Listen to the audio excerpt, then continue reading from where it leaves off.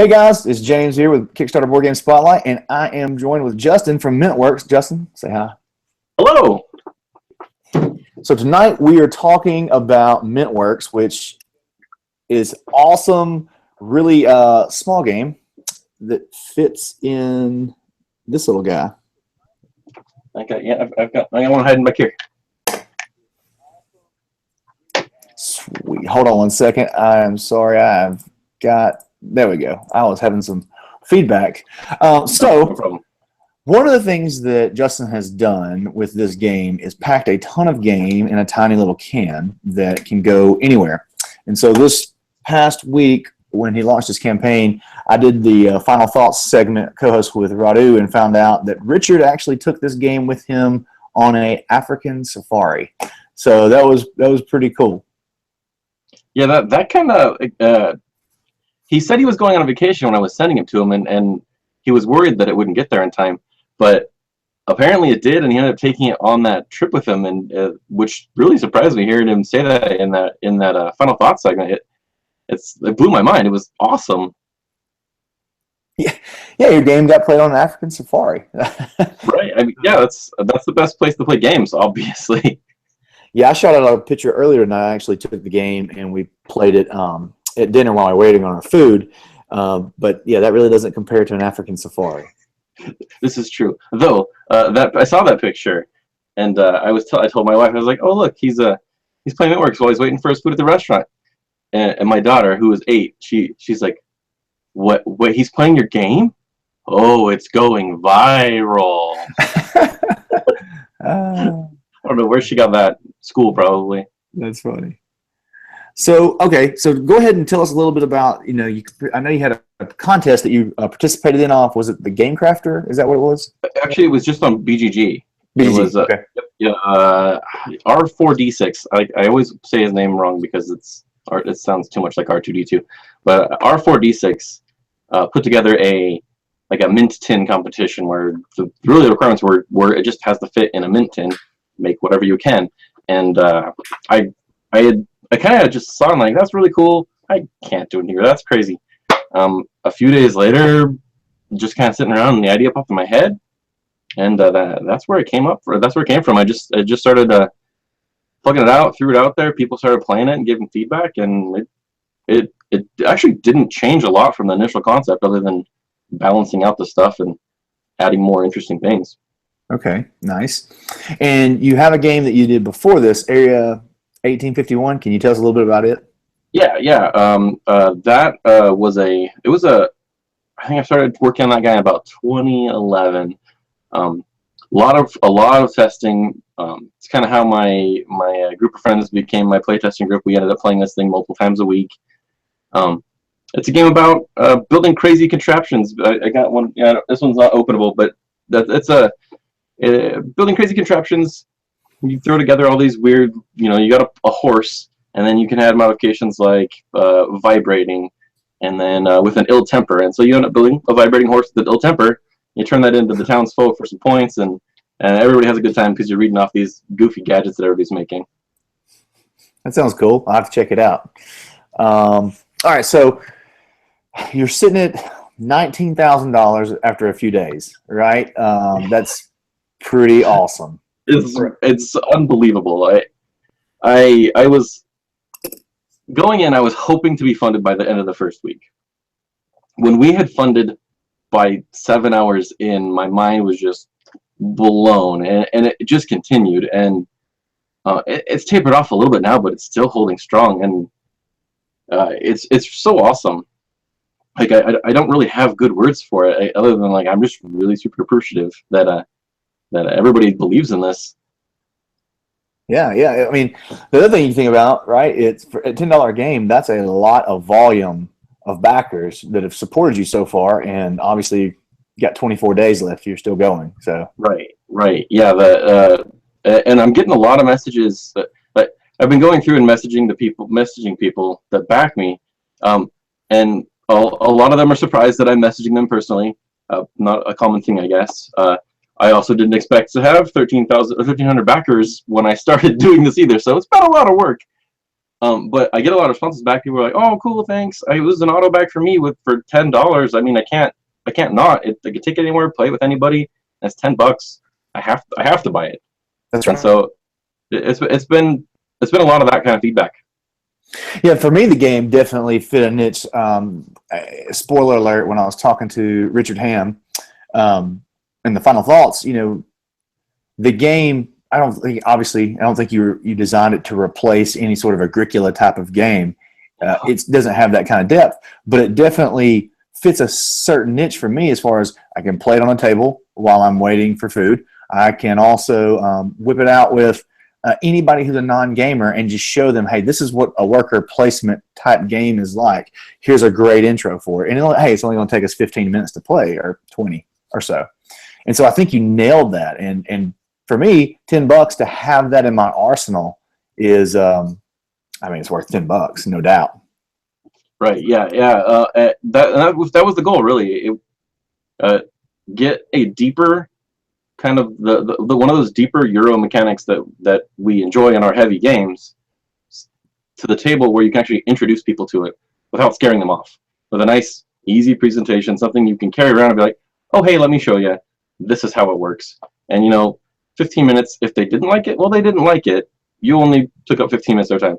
But I mean, you were chatting, having a good time. They probably liked it, and now they're going to be a lot more open to trying other games that might be heavier. That's actually a great point. So one of the things I feel like happens a lot when you whip out a big game in front of people who are not used to playing games is they get that shut down. They're like, I don't want to. People don't like feeling dumb or looking dumb in front of other people or what they perceive as looking dumb. And so this game, when you take it out, it has such a cool, welcoming vibe to the brand. Like, I don't think anybody initially, when you take it out, it's like, hey, it's just a small deck of cards and some of these little mint coins, and here, let me show you something. It's way more inviting than if I go grab, the big box of Ticket to Ride and slam it out with people who've never played games. Exactly. Yeah, you have to have a game night to pull out Ticket to Ride, or even Splendor. Like, you can't just pull Splendor out in a restaurant, even though it's that light kind of gateway game. You still have to have planned to do gaming. Yeah, to play those kinds of games. I've tried. Plus, the waitress looks at you like you're crazy. She's like, "What are you doing?" Like, wait, let us clean this all up so you can put the food down. It'll take a little bit. No, I'm like, can you hold the food for like 10 more minutes? We're almost done. So, okay, tell me about some of because since you've hit such a slam dunk, home run, grand slam, whatever sports analogy you want to do here, can you talk about some of the things you did marketing-wise? Because I know we've got some budding Kickstarter lovers and creators out there. They'd probably love to hear some of the things you did marketing-wise leading up to your campaign. Really, it was a lot of just talking to people, getting the game to people.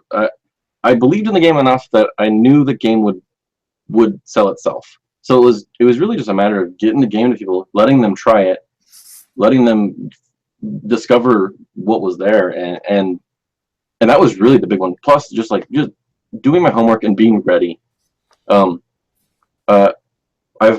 I've read through a lot of James Matthews' blog posts. Same with Jamie Stegmeier's stuff and Jamie's book. Like, that stuff is all mandatory reading as far as I'm concerned. If you're going to be launching a Kickstarter, there's so many things that I didn't even consider on my first attempt at Kickstarter that I'm mad at myself now looking back on. What were you thinking?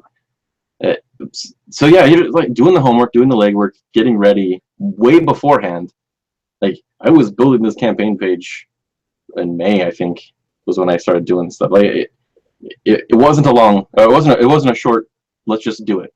It was definitely a thought out long thing, waiting, emailing reviewers and trying to get a hold of people who would be willing to, take a look at the game. And sure. Lots of work, really. That's what it comes down to. I like to refer to that duo as Jamie and then Mean Jamie, because James will let you have it, and he will tell you what he thinks about everything. And I actually appreciate that. I'd rather somebody tell me I'm wasting my time. That's a crappy idea, and then right. I keep my money in the bank. That'd be really nice. Okay, so So some people, I think, are going to say, if we can bring up the one negative that I foresee, I'm going to put on my Miss Cleo hat for the viewers that are old enough to know who Miss Cleo is. You millennials won't have a clue. They're going to say this game doesn't have enough depth to be fun, or they don't enjoy it because there's not enough depth. I think that's a really crappy way to approach this game, because I don't think that's what it was intended to do anyway. But what would you say to people that had that comment? It's not intended for that depth. It really isn't. You should be able to look down, like if it's set on a table, you can look down at it and just know that there's not an hour of game here. It's not a deep game for that. That wasn't what it's intended for. It's intended to be engaging and easy to teach and welcoming. I've got testers who will still play this very chess-like. They have very they end up having deep conversations about the strategy of what to do in what situations, even though it's really not that super deep. It's not a heavy game. It's not a complex game, but it can still have strategic depth. Yeah. Hey, me and my son, when we were playing it the last time, it was like, oh man, if he gets that stupid garden card mixed with the what is it? The which one adds the 1+ to it? Is the museum? Yeah, he's gonna beat me with 3 cards. This is and so it was pretty funny. So to kind of segue off that, do you have any expansions? Because I mean, you're already obviously gonna crush this funding goal. So do you have any expansions that you plan in the future? It's been brought up a few times, and initially I didn't. I thought this would be a thing, but the interest and the ideas that that are coming up, like I could do some extensions. I've been talking with the testers about doing something more with an expansion that brings in a little more hateful player interaction. The kind of things you're not going to want in a friendly, introduce people to the genre type of game. But once you've put it enough, you're like, yeah, you like this. Now just wait till we can start screwing each other over. And so there's some ideas out there floating around for that. If the next size up on the brand would be what, a cigarette or a cigar box, and then possibly a lunch box. I'm not sure. I don't. Well, one of the backers had recommended one of those plastic gum boxes, and making the expansion called Gum Inc. Nice. The big gum corporation comes in and starts making things hard. Oh, nice. That's awesome. It could happen. Sweet. So, okay. Do you have any other micro games outside of just this one? I mean, any other micro games that you might do? Obviously, it doesn't have to necessarily be in a mint can. Right. I've got a kids game that is essentially a deck of cards. So I guess that's kind of micro. It lays out and kind of forms a grid. It's very strategic, super straightforward kind of. You've got these heroes that can do damage on different sides of the cards, and monsters that need certain types of damage on certain sides of their cards. And so it's all about placing them next to these monsters to beat them and move on. Try to beat all the monsters to win. All right, so I'm going to go off script a little bit here and ask you a question. Right. When you, in your process of seeking out manufacturers and things like that, because this is obviously not the typical situation, what did you find was the most important when you reached out to manufacturers, as far as getting information from them? Because I mean, I'm assuming you're going through China, and so having to deal with language barriers and talking to someone about a mint Altoid can halfway around the world. That is always a challenge. Luckily, there's enough places where I could pay. I'd be like, I want a tin like this, and these are the dimensions I want. Actually, the vast majority of places were like, we don't have a tin like that. We can't.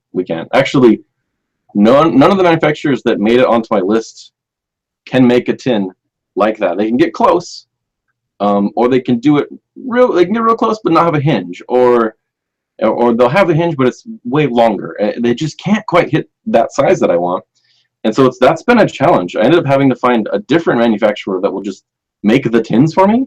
Sure. And they're going to ship those off to the other warehouse, and then they'll do everything else. Okay. And we got a couple more questions, and then we're going to wrap this up. But I want to let everybody know, if you're live watching right now, you can go into the group chat and drop some questions, and me and Justin will be happy to answer those guys for you. So, all right. So I guess one of the things I want to know, and I let everybody kind of have their elevator pitch, is why should we add this game to our collection?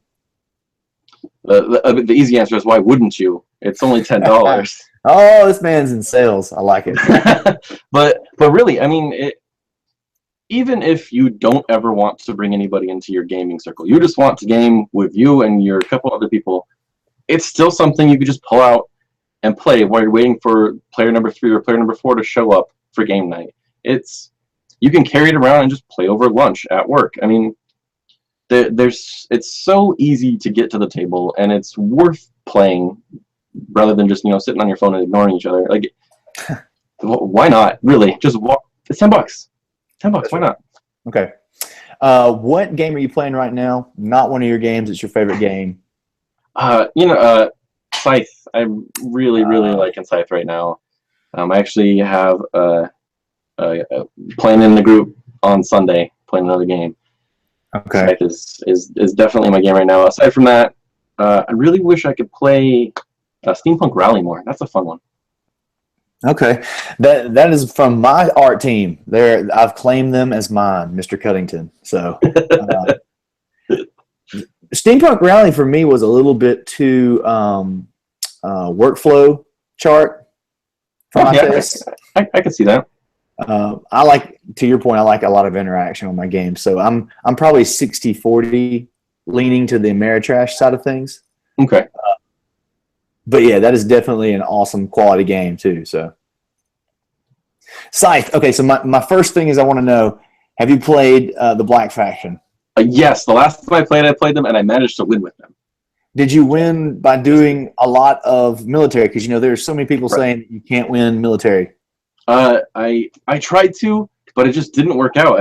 My last point was my second combat star, and I had actually botched my chance at completing both my objectives because my first 2 turns, my first turn was to produce some stuff. My second turn was to upgrade and to make my upgrades cheaper. And then I look at my objective cards, and the first objective card I have was get a factory card without any upgrades. And I was like, so yeah, that's not very helpful. It was hard mode from that point forward. I couldn't use the full power of my faction, but I managed to eke it out. I won by like 4 points, I think. It was pretty close. I got you. Okay. Well, I think that's it. Guys, Mintworks, it's on Kickstarter right now. It's doing fantastic. And if you haven't backed it, it's $10. And to quote a man named Justin, it's $10. Why not? Exactly. So Justin, thanks for hanging out, buddy. And looking forward to all of your future stuff. And congratulations on an awesome campaign. Thank you very much, James. All right, guys. We'll see you guys next time.